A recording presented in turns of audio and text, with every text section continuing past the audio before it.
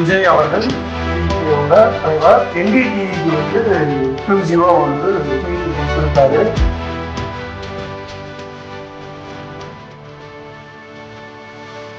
எம்ஜிஆர், ஜெயலலிதா அடிஷனலா வந்து பாத்தீங்கன்னா கலைஞர் கருணாநிதி அவர்கள் ஐ வில் வின் அப்படின்னு சொல்லியிருக்காரு. கரூர் சம்பவத்துல 41 பேர் மரணம் அடைஞ்சாங்க இல்லையா? ஏன் விஜய் வந்து ரொம்ப நாளா வந்து மௌனமாவே இருந்தாரு?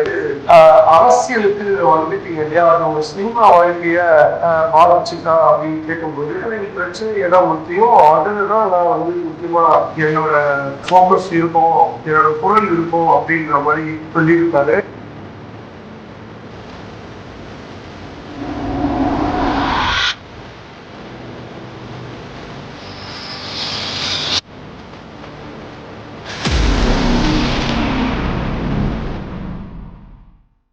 வணக்கம் HKS வாய்ஸ் நேயர்களே. சார், NDTVக்கு விஜய் ஒரு எக்ஸ்க்ளூசிவ் பிரஸ் மீட் கொடுத்திருக்கிறதா ஒரு ஹாட் நியூஸ் வந்திருக்கு. எனக்கு தெரிஞ்சு விஜய் தர ஃபர்ஸ்ட் பிரஸ் மீட் இதுவா தான் இருக்கு. ரொம்ப ஆர்வமா இருக்கு சார் இத பத்தி தெரிஞ்சுக்கணும்னு. அத பத்தி கொஞ்சம் சொல்றீங்களா? பட் அதுக்கு முன்னாடி நீங்க நம்ம சேனலை ஃபர்ஸ்ட் டைம் பாக்குறீங்கன்னா மறக்காம சப்ஸ்கிரைப் பண்ணிக்கோங்க. கூடவே அந்த பெல் ஐக்கனையும் கிளிக் பண்ணிக்கோங்க. உங்களுடைய கேள்விகளை கமெண்ட் செக்ஷன்ல மறக்காம ஷேர் பண்ணுங்க. அந்த ஆர்வமான விஷயத்த தெரிஞ்சுக்கலாம். வாங்க கொஞ்சம் சொல்லுங்க சார். HK வாய்ஸ் நேயருக்கு வணக்கம். இன்னைக்கு என்ன ஒரு நியூஸ் வந்து நம்ம அரசியல் களத்துல பரபரப்பா இருக்கு அப்படின்னா, திரு விஜய் அவர்கள் டிவிகேவோட தலைவர் NDTVக்கு வந்து எக்ஸ்க்ளூசிவா ஒரு மீட் கொடுத்திருக்காரு. NDTV அதை வந்து சொன்னாங்க.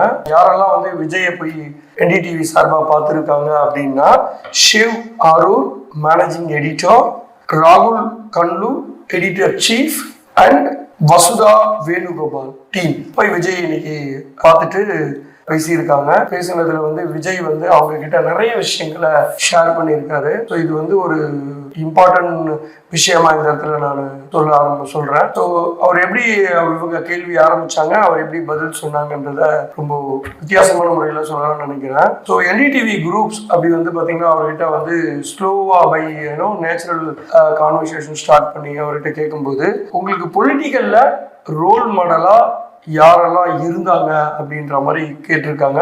சோ அதுக்கு அவர் வந்து பாத்தீங்கன்னா எம்ஜிஆர், ஜெயலலிதா அண்ட் அடிஷனலா வந்து பாத்தீங்கன்னா கலைஞர் கருணாநிதி அவர்கள், இவங்க 3 பேருமே அவரை வந்து ரொம்ப இம்ப்ரெஸ் பண்ண பொலிட்டிக்கல் லீடர்ஸ் அப்படின்னு சொல்லியிருக்காரு. அதோட அவர்கிட்ட வந்து கேட்டிருக்காங்க, ஆர் யூ கிங் மேக்கர் அப்படின்னு கேட்கும்போது, நோ ஐ வில் வின் அப்படின்னு சொல்லியிருக்காரு. ஸோ அவரோட கான்ஃபிடென்ட் அந்த இடத்துல வந்து பாத்தீங்கன்னா ரொம்ப தெளிவா தெரிஞ்சுது அப்படின்ற மாதிரி NDTV டீம் வந்து சொல்லியிருக்காங்க. அதே போல எப்போ நீங்க வந்து பொலிட்டிக் ராலியை வந்து ஆரம்பிக்க போறீங்க அப்படின்ற மாதிரி கேட்டதுக்கு அவர் என்ன சொல்லியிருக்காரு அப்படின்னா, அதை ப்ரிப்பேர் பண்ணியிருக்கேன், வித்தின் எ வீக்ல வந்து நாங்க அனௌன்ஸ்மெண்ட் பண்ண போறோம், தொடர்ந்து வந்து நிறைய பொலிட்டிக்கல் மீட்டிங்ஸ் வந்து கண்டக்ட் பண்ண போறோம் அப்படின்ற மாதிரி சொல்லியிருக்காரு. அதே நேரத்துல நீங்க வந்து சினிமாவை விடுறத வந்து ரொம்ப ஈஸியா வந்து எடுத்துக்கிட்டீங்களா, எப்படி நீங்க அந்த இடத்துல ஃபீல் பண்ணீங்க அப்படின்னு கேட்கும்போது அவரு சொல்லியிருக்காரு, நான் 33 வருஷம் சினிமா வாழ்க்கையில இருந்திருக்கேன், அதை விட்டு வர்றது வந்து அவ்வளோ ஈஸியான விஷயங்கள் இல்லை.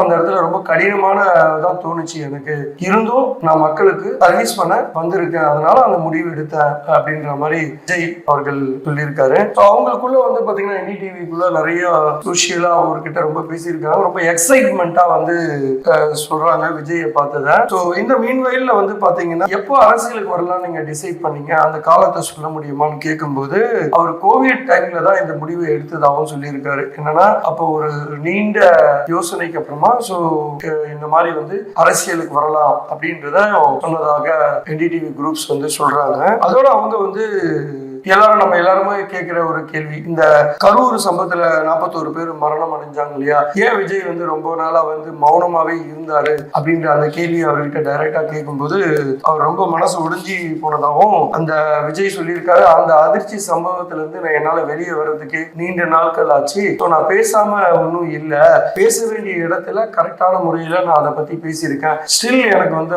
அந்த இன்சிடென்ட் வந்து என்னால அமௌண்ட் பண்ண முடியல, I felt very bad badly that situation அப்படின்ற மாதிரி சொல்லியிருக்காரு. அவர் ரொம்ப ஒடிஞ்சு போனதா தான் தெரியுது அந்த இன்சிடென்ட்ல அவரு. அதே போல உங்களுக்கு வந்து ரொம்ப இம்ப்ரெஸ் பண்ண ஒரு அரசியலுக்கு சம்பந்தம் இல்லாத ஒருத்தரை பத்தி சொல்ல முடியுமான்னு கேட்டதுக்கு அவர் ஷாருக் கான் நேம் சொல்லியிருக்காரு. ஏன்னா ஷாருக் கான் ரொம்ப ஷார்ப்பாவும் ரொம்ப நேர்மையான பதிலும் வந்து தெளிவான பேச்சும் வந்து அவரை ரொம்பவே அட்ராக்ட் பண்ணிச்சு அப்படின்றத சொல்றாரு. ஏன்னா நிறைய டைம் ஷாருக் கானோட ஸ்பீச்சஸ் அவர் பார்த்ததாகவும் சொல்லியிருக்காரு. அதே போல நீங்க வந்து அரசியலுக்கு வந்துட்டீங்க இல்லையா, அது உங்க சினிமா வாழ்க்கைய பாதிச்சுதா அப்படின்னு கேட்கும்போது நிச்சயமா எனக்கு தெரியும் அரசியலுக்கு வந்தா சினிமா வாழ்க்கை நிச்சயமா பாதிக்கும், அது ஒரு அச்சுறுத்தலா இருக்கும் அப்படின்றது தெரியும். ஸோ ஜனநாயகன் படத்தோட ப்ரொடியூசர் வந்து இந்த விஷயத்துல ரொம்பவே பாதிக்கப்பட்டிருக்காரு. அதுக்காக கொஞ்சம் எனக்கு மன வருத்தமா தான் இருக்கு, அவருக்காக ரொம்ப வருத்தப்படுறேன் அப்படின்ற மாதிரியும் அவர் சொல்லியிருக்காரு.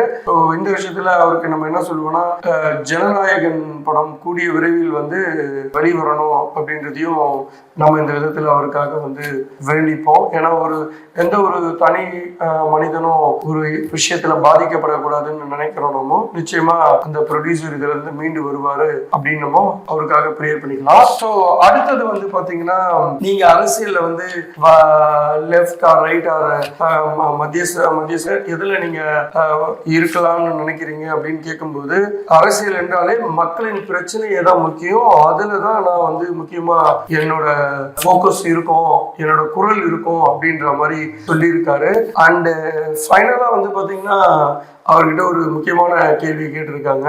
ஸோ நீங்க வந்து ஏன் ஏடிஎம்கேவோட அலைவா இருக்கக்கூடாது அப்படின்ற மாதிரி கேட்டிருக்காங்க. ஏன்னா இருந்தீங்கன்னா நிச்சயமா ஸ்வீப் பண்ணிடலாமே, வின் பண்ணலாமே, ஏன் நீங்க வந்து அதுக்கு யோசிக்கிறீங்க அப்படின்னு. அதுக்கு இமிடியேட்டா கொஞ்சம் கூட தாமதிக்காம அவர் சொன்ன பதில் என்னன்னா, ஏன் அவங்க கூட இருந்தாதான் நான் வின் பண்ணுவேன்னா, இப்பவே ஐ வில் வின் அப்படின்ற அந்த ஒரு கான்ஃபிடென்ட்டான பதில சொல்லியிருக்காரு. ஸோ இது வந்து பாத்தீங்கன்னா என்டிடிவி டீம் வந்து சொல்றது வந்து பாத்தீங்கன்னா, இது வந்து விஜயோட ஃபர்ஸ்ட் மீட்டிங். ஸோ இப்போ வந்து அவர் கூட அந்த ஃபேஸ் டு ஃபேஸ் இன்ட்ராக்ஷன் பண்ணதை லைவா எங்களால காட்ட முடியல, பட் வெரி சூன் நாங்க காட்டுவோம். We are very happy met mister Vijay டிவிகேவோட தலைவர் அப்படின்னு சொல்றாங்க. ஸோ நமக்குமே இதை உங்களோட ஷேர் பண்றதுல ரொம்ப சந்தோஷமா இருக்கு. எக்ஸ்பீரியன்ஸ் வாய்ஸ் வந்து இதை என்ஜாய் பண்ணுவீங்க இந்த வீடியோ அப்படின்னு நினைக்கிறேன். நன்றி, வணக்கம்.